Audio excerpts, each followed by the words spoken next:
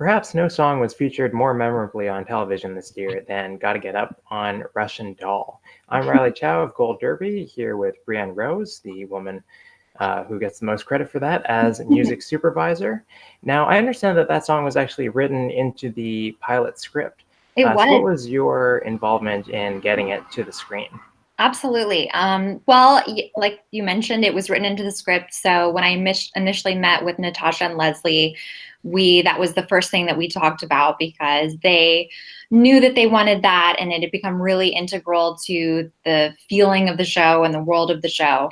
So at that point, we started to pursue licensing it, which became a several I don't know exactly how long. It was a long process, and part of that was attributed to the fact that we didn't know exactly how many times we were going to use it initially, and we were trying to explain the nature of the uses, but they were all different times. And when you're licensing music, you have to incorporate the use, the timing, the exact the scene description, all of that. So we didn't have all of the pieces yet, but we knew that we wanted it to play a really important role. So it was a lot of back and forth with the label and the publisher and the estate to make sure that they felt covered, for all the uses that we were going to do, and we felt like we could use it in as many ways that we needed to.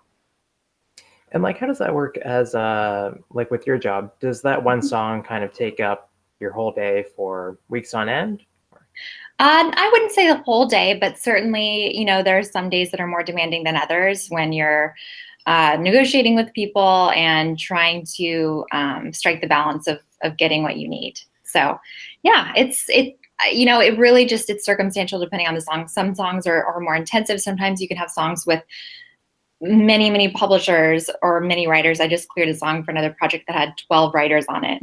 So a lot of those are with different publishers, so you have to clear each one individually. Those are all separate conversations, so that can certainly be really consuming. But with Gotta Get Up, Harry Nelson was the sole writer on it, so that did simplify this one in terms of the correspondence.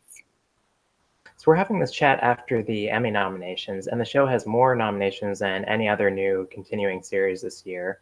Why do you think it's resonated with the Television Academy in that way? Such a great question. I think the show it's so authentic. It's really different. It really pursues some really deep and important themes, not just in the main character dying over and over, but it really goes on to explore the multiverse and what the possibilities are. And I think that type of cerebral thinking really connected with people. I think that the show didn't underestimate people's attention, and I think it didn't underestimate people in general. I think it really went for just it went big, and people really connected with that. Now, it told a pretty closed-ended story, it seemed, and took a while for it to get renewed. Did you ever think that it would be just a miniseries as opposed to a continuing series? I think that there was a moment where they could have gone either way. I think it ended so beautifully, and it felt, the first season felt very wrapped up. But I know that initially they had pitched it as a 3-season arc, so there was always that question of, do we want to leave this thing that's really perfect just as it is, or should we pursue? So those were conversations that they had, and I'm so glad they did. It's so fun. I think it's going to be really fun to experience where it goes. And do you think for future seasons you're going to want to have kind of one song to anchor the season, or will you be trying a different approach? I think it depends on the scripts. I think it depends on what the world feels like and where it goes and how it transitions. I think that will all be determined once they have those building blocks in place. So the show has 13 Emmy nominations. One of them is for you for Outstanding Music Supervision. How did you find out about that nomination? My agent called me. I had no idea I was unloading the dishwasher. And he called me and said, "Are you excited?" And I said, "About what?" And so that was a great surprise to get that morning. And what has it gotten you that has it gotten you any prestige, or has it manifested in any way that's kind of tangible? I think it's just really exciting. I feel really excited about it. I'm so glad that people connected with the music in the show, and that was something that people noticed. Natasha and Leslie and I worked so hard on that, and so I think it was really amazing for people to appreciate it in the way that they did. I think it just feels great, you know, in terms of, other than that, I can't say that there's, you know, been a manifest difference in everything, but I think it's really exciting just to see that people really responded to the music so much. So your submitted episode is the pilot, Mm-hmm. and did you consider another episode for your submission? Yeah, there was a couple that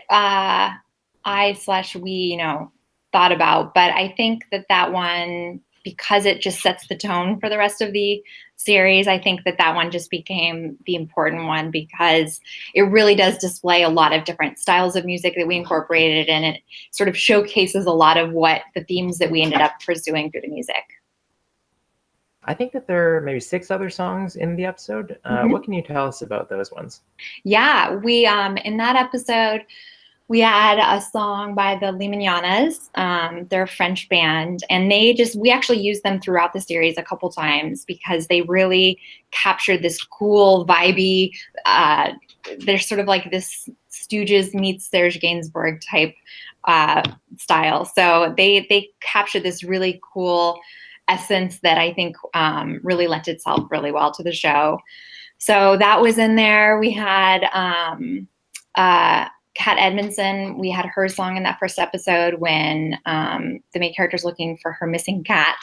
So that was, again, we tried to choose music that, because the show sort of ceases to exist in time because she keeps dying and restarting, we wanted there to be a really timeless aspect to the music. So that song was an example of there being a really beautiful timelessness because it's a newer artist that actually sounds really old. And so that was, those are pieces that we wanted to incorporate throughout. Actually, do you mind? I'm just going to let my dog out really quickly. Sorry. All right, bud. All right, I'm back. All right, perfect. All right, so next I'll ask, how did you get this job on the show? I met with, well, it started with Jax was one of the production companies, and I'd worked with them on a show called Search Party. And so they introduced me to Natasha and Leslie, and I met with them in New York. And we just really connected. I think there was a lot of things that right off the bat, we just got really excited about, a lot of different types of music and styles of music and things that could be right for the show. Natasha's really a music person, so we really connected on that front. She was very involved. So that was, we just really connected and then had a lot to discuss right off the bat. And what's your background? Like, how do you get into this career path? Just a lot of working on different projects. I went to school for business and music. So this job is sort of the perfect synthesis of those two things.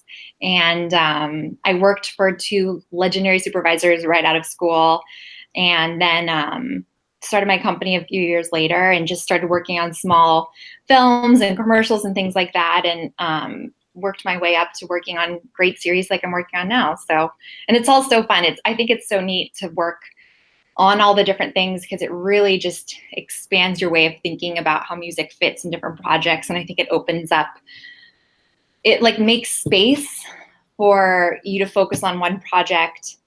If you're sort of considering how music affects different projects differently, it really makes it a dynamic process.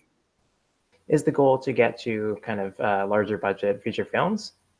I mean, I think the goal has just been all along for me to love the projects I'm working on. And I've been so lucky because I love so many of the projects I get to work on. So it's certainly, I think the goal is just to really enjoy it. And I do. So that's lucky me. So if you're voting for the Best Music Supervision Award, what are you looking for? I think it's really neat when supervisors are able to weave in really important thematic elements to the music where you feel like the music is telling a story alongside the story itself. So I think that's really neat to, see when that happens. I like it. I mean, personally, I love it when supervisors are able to find deep cuts and find things that are maybe not as well known and reintroduce people to those songs. That's a very personal, decision, but I think it's really neat when they're able to do that and re-expose people to all sorts of music that, new or old, is something that they hadn't been aware of before. This is only the third year of the category at the Emmys. Mm-hmm. What shows would you have liked to have seen nominated if the category had existed before that? Oh gosh, there's there's this show I watched growing up called Pete and Pete. Have you ever heard of the I've show? not. No, it was on Nickelodeon in the 90s.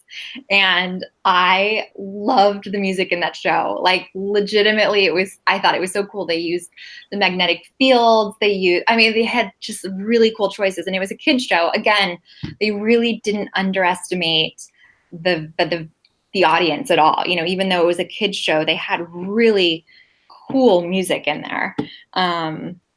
That was forever ago. But there has been so many shows that have just blown me away through music. So that's the first one, obviously, that came to mind because that was a really big influence on me. But I think, yeah, I'm really happy that they have this category now. I'm happy for all music supervisors because it's a tough job. It's something, it's so fun to think, oh, they make playlists and all of that, but there's a lot of really nuanced aspects of the job, negotiations and licensing and overseeing the budgets and all of that. That's really hard work. So I think it's really nice for it to be recognized. The winner last year was the marvelous Mrs. Maisel, and the award went to Robin Erdang, the music supervisor, as well as the Palladinos, who are the Yes. showrunners of the show. How do you feel about kind of producers coming in and getting credited on nominations in this category? Yeah, I think that's again, it's something that's so circumstantial. If they felt like they were contributing a lot to that entire, the entire job, then I think that that's important that, people be recognized for work that they do. And how much autonomy do you find that you have? It's different on every project. I think ultimately the music supervisor's goal, just like the cinematographer or the editor, is really to serve the vision of the world and of the creator to accomplish that. So, it's certainly not me working on an island. It's very collaborative, extremely collaborative, because you're really serving the vision of this project and what it needs to be. So it's in a really beautiful way. It's just something that you get to, like the sum of, what's the phrase? When two things are greater than the sum of their parts, when they get to come together. And I think that's a really neat part of it. But that's filmmaking, and that's making TV shows. It doesn't take one person to make a TV show. It takes a lot of people, and a lot of people knowing their particular departments and skills really well in order to just make everything come together in a really great way. What do you find that you spend most of your time on? I guess on Russian Doll as music supervisor. I would say it was really equally split. There was a lot of time. Natasha and I spent a lot of time together going through music. She would send me music. I would send her music. We would sit and listen to a lot of music and try different things. So that, the creative process was pretty time consuming. But, every time a song goes in, there's the process of clearing it and making sure that, we can fit it into the budget and negotiating those rates. And that's a lot of pieces. It's like a Tetris game. You have to make sure that all the pieces fit together. So maybe one episode goes over and then you have to compensate for that in another episode. And that means replacing a different song from an episode to make it fit. So I would say it was pretty equally split between creative and negotiations. And then, of course, overseeing the actual licensing and making sure all the licenses are delivered and those fit the requirements of both the network and the producers, and just having that whole package complete. That's my cell phone, which I'm going to turn off. Sorry, I'm like jumping in and out of the picture viewer. Okay, I'm back. All right, so finally, I'll say Search Party is actually my favorite comedy that's on the air, very underappreciated. What can you tell us, or just me, about the upcoming third season? Yeah, so the third season is it's complete. I don't know exactly when it's coming out, but I hope soon. It's amazing. The third season is going to be really great. So we're already working, I'm trying to think if I can. Yeah, the third season's amazing. But it's complete. And what was the initial that you wanted to know when it was coming out, or what can I? Yeah, just tell us anything. Yeah. It's very exciting. You're gonna love it. If you like the show, the third season is gonna blow you away. Okay, well, Brienne, thanks very much for chatting. Thank you. It was so nice to speak with you. Yes, and good luck at the Emmys. And to our Thank viewers, you you. can log your own Emmy predictions on our website.